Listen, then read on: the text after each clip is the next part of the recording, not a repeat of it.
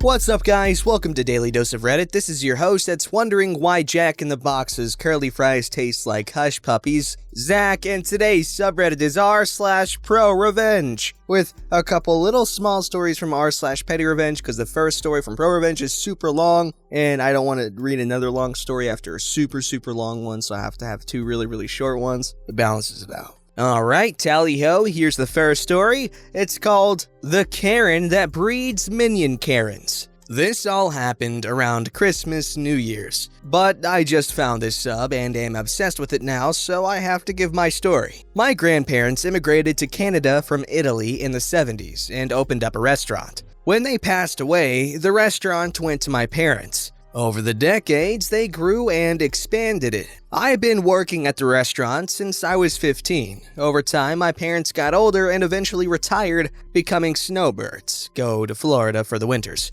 They left the restaurant to me about a few years ago, but still retaining a small percentage of ownership as an additional revenue stream along with their savings and annuities. Soon as I gained control, I pretty much modernized the old place. Remodeled the restaurant, changed the logo, reached out to the local and national papers to put out ads, invited food critics, bloggers, vloggers, etc. It was very slow at first, and I began to worry that the loan I took out to do all this was the biggest mistake I had ever done, and I ruined 3 generations of my family business, but eventually it began to work, and a local semi-famous YouTuber featured us in one of his videos, and that was the catalyst for more people to come over and review, and eventually we were seeing 5 to 10 times the business we usually get, even if it's a Monday. We became a hot spot for major events, and it wasn't uncommon for a celebrity to come. On those nights, I even arranged for special high-profile chefs to visit and cook for our guests. Cost a fortune. So, during the holidays, we were beyond packed.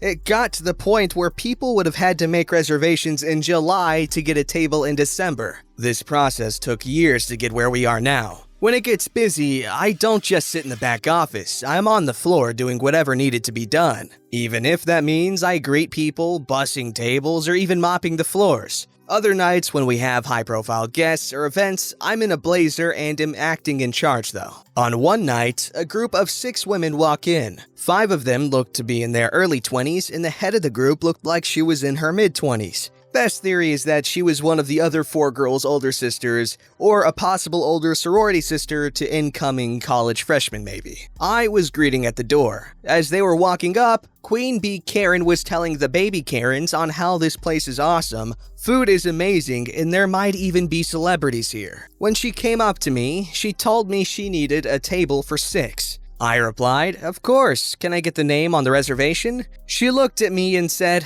"Oh, I didn't make one, but it's okay. The owner is a personal friend of mine. He said he always has 1 or 2 tables that he keeps open for special guests, and said we can have one of those tonight." Now, generally, this is true of many high-profile restaurants, and lately I have been doing that as well. But I had no clue who this woman was, and she definitely never spoke to me about any of this. I did get she was trying to get in without a reservation, but she literally picked the worst person she could possibly talk to and try this. I told her, "I'm sorry, but we cannot seat anyone without a reservation. As you can see, we do not have any seats available." I didn't want to go all out and say I'm the owner and we have never spoken before, so I never promised you a thing, because I don't want to embarrass her in front of the other girls she was with at first. She then went on and said out loud to one of the other girls to take a picture of me. She will speak to the owner and make sure I'm either cleaning the toilet or fired by the end of the week.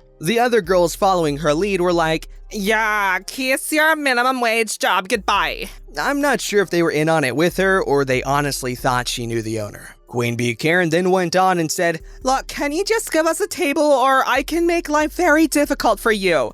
This is not worth losing your job." Constantly pointing, just trying to put me down, saying things like, "Obviously you aren't anyone here because if you were, you would know who I am and never even try to tell me anything other than yes or no, of course." Constantly trying to belittle me and get that table. At this point, it was a long day for me, and the way I saw it, I had 3 options. 1, tell her I'm the owner and just call her out on all of this. 2, just give her the table and let it be. 3, teach Queen Bee Karen and her little minions a lesson. I chose option 3 for various reasons, including some personality flaws I'm aware that I have, but I like to think it was at least 50% really wanting to teach her a lesson. I smiled at her, said, "Of course, ma'am, follow me please," and I gave her one of the 3 tables we keep open in case a celebrity comes in. Happens time to time. I told her I apologized for everything, and she is right. It would be simpler to just give her the table. I also told her that the first 3 rounds of drinks will be complimentary. I sat them down and personally served them. As they were sitting down, I told them we do need one of your credit cards and IDs just to keep on file, and we will give it back to you before you leave. Queen Karen gave me her cards and told the baby Karen minions that tonight was on her. I took their orders and got them their free drinks and told them due to how busy we are tonight, there might be a delay on the food. All the girls were thinking of and cared about were there were free rounds. They ordered their 3 rounds and still no food. They eventually called me and asked me to check on it the whole time, giving me the world's most nasty attitude since even before they ordered. I told them I will check on it, but also asked if they would like any more drinks. They ordered 2 more rounds by the time the appetizers arrived. At this point, they are all drunk, having done nothing but drink on an empty stomach most of the night, and only having salads after. As more food arrives, the more drinks are ordered. What these girls never realized was that they are at our VIP table, which alone costs a few thousand just to sit in, but I didn't charge them for that. What I did charge them for was all the super expensive cocktails they had throughout the whole night, except for the first 3 rounds. In addition, the table they were sitting in, as mentioned, was VIP, so the menus were a bit different. For one, they don't say the prices on them, trade secret, and in addition, it had certain higher-end menu options, such as white truffle, black caviar dishes,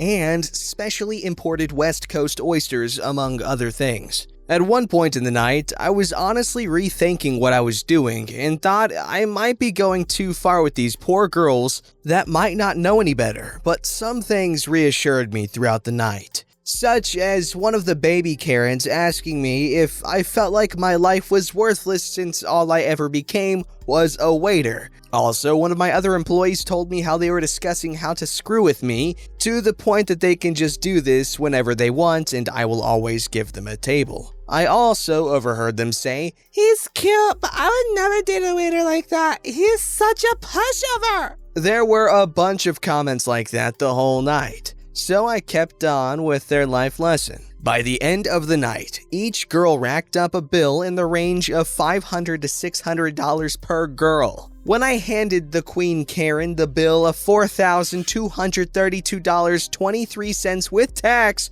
and tip included of course, I have never seen anyone sober up so quickly. She went from laughing and giggling with her friends to nearly in tears. She called me over instantly and asked if this was some kind of joke. I took the bill, looked it over and said, "Oh, yes, I apologize. I will get you the correct bill in a moment." Again, she felt a complete sense of relief thinking she got someone else's bill, called me a freaking idiot, and went on talking to her friends. To be fair, I did make a mistake. I did forget to count her 8th order of a dozen oysters that cost about $120 per order. So I gladly just went back and added it to the order. When I went back to give her the correct bill, she flipped out again, going crazy. I just asked if there was something on this bill that she didn't order. She and the girls, in shock, go over every single line of the bill, including the first few lines that show their original 3 rounds which say complimentary. They then took out their phones and, line by line, went over everything, line by line, for the 100th time, adding everything up. Extremely rattled, Queen Bee Karen simply said, "1 second, I need to use the washroom." Part of me thought that she might just pull a dine and dash and leave the baby Karens with the bill, but kinda low-key I did in a way remind her we had her ID and credit card without making it obvious. I thought she was going to run out on the bill. 10 minutes later, she comes back with new makeup, obviously she has been crying, and makes up a whole story on how the food was awful, the drinks were bad, and so on, demanding that as bare minimum, I should cut the bill in half with the agreement the baby Karens will chip in, even though she originally told them the night would be on her. Then, as if a light bulb went off in her head, she again mentioned her relationship with the owner as if it were to give me additional incentive to cut the bill in half. Holding back a grin at this point, I told her no, just no, I can't change the bill. She whips out her phone and shows me a series of texts with someone called my restaurant's name owner, which pretty much I realized was what she was doing in the bathroom, just probably changed one of the other Karen minions' contact name and deleted previous texts to start this new script. I read them, then clicked on the contact info and told her that's not the owner's cell number. Her reply was, "He has multiple phones for business and stuff. Of course you don't know all his numbers." I remember this girl thought of everything except that I'm the actual owner. I told her, how about this? If we call him and he says that it's okay to take 50% off the bill, then I'll do it. Her reply was a yelling and screaming over the time where the few remaining customers all began to start looking, and I knew, okay, time to end this. I told her already in a less accommodating voice, "Cut the crap, little girl. You don't know the owner. You've never even been here before, and if you keep yelling, I will call the police." Her demeanor changed, and she was trying to defend herself the best she could. My reply to her weak comebacks was, "My grandparents founded this restaurant. My family has been running this place for generations. I have worked here almost my entire life. I am the one and only owner. This restaurant and I have never once seen you, heard of you, and I definitely never made a stranger I don't know and have never met before tonight any promises." The mini Karens were just frozen and didn't even know how to react. Queen Bee Karen was in tears. I said, "I gave you the table, you wanted one of your specially reserved tables for high-end clients, which I didn't charge you for, and I gave you 3 rounds of free drinks. If you don't pay your bill, I will call the cops and hand them your ID." In tears, Queen Karen signed the bill and the mini Karens took out their purses to give her whatever cash they had in hand, which equaled to maybe a couple of hundred, with the promise to pay her back more. 2 days later, a man walks into my restaurant fuming and asks one of my bartenders to speak to me. I was in the back office for a bit working, so he waited a good half hour for me. He was Queen Bee Karen's father. She was with him too, keeping her head down. I took them both to my office, showed him highlights of the security cameras, which were especially good quality of audio because they were in the VIP, which we had to keep good records of because we have had other unrelated incidents before. So I showed him most of it, their comments, their orders, their everything. When all was said and done and he stormed out with her and was screaming at her the whole time they were walking away. Haven't seen or heard from either of them since. But the original bill I gave them, the one that didn't count the $120 oysters, is framed on my desk. Side note, I didn't lose as much overhead on the table in 3 rounds as you might think. The table was originally supposed to be empty, so I didn't lose anything, since I didn't expect to gain anything to begin with. And the overhead for the food and other drinks more than covered the loss of the 3 free first rounds. I thought about posting this on Nuclear Revenge, but I read some of the stories there and I think making this girl pay a few thousand and giving her a life lesson doesn't qualify.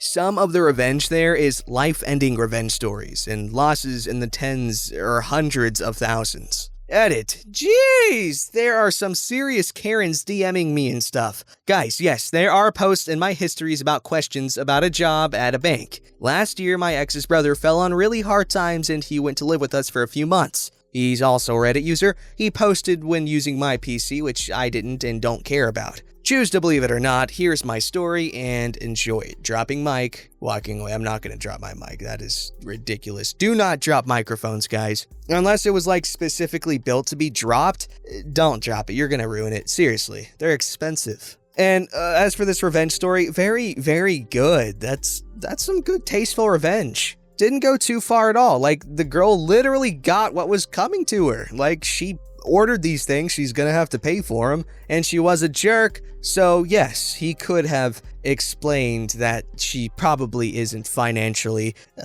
well enough for a VIP section table. But of course, she insisted. She was friends with the owner. So, there we go. Alright guys, here we have revenge of the petty variety. Don't throw your gloves on the ground. Quick and simple petty revenge. I leave the grocery store this morning for my family's essentials, and as I'm loading my car, lady next to me takes off her gloves and threw them on the ground. Miss, don't litter. I'm given the sailor salute and she gets in her car. So I just walk over, pick up her gloves, lift up her windshield wipers, and jam them through and smack it down. I can see her shouting and going crazy in her car. Don't care, get in mine and drive off. Don't freaking litter buttholes. I don't know about you, but I'd never litter a butthole. Those are hard to come by. But not in Indiana because it's on your United States map. This story's called Spotify Hacker Got a Surprise. I noticed my Spotify had a PS4 with a German name connected to it, which is odd because I don't have a PS4. Spotify was unable to disconnect me from it using my account, so I decided to take it into my own hands and blast Attila at full volume on their PS4 at midnight Germany time. I think they may have been in-game since they let it go for a few seconds, then attempted going to the next previous songs and pausing it a few times, to no avail. Eventually, they uninstalled Spotify and I changed my password, but damn that felt good. I imagine that did. It reminds me, one time my older cousin, she had a Netflix account, and me being a broke teenager with no money, hence me being a broke teenager, I wanted to use her Netflix account, and she let me, and I had a profile on there, and I was very far into The Flash and several other shows. Oh, and Prison Break. I was so far into that show, and then she deleted my profile for her parents to have one without giving me a heads up so I can go ahead and take a picture of where I am in all these freaking shows. And and her parents never ever once used it at all. And now she has a profile on my Hulu account. For how long? Who knows? Don't forget to like, subscribe, and hit that bell to never miss an episode.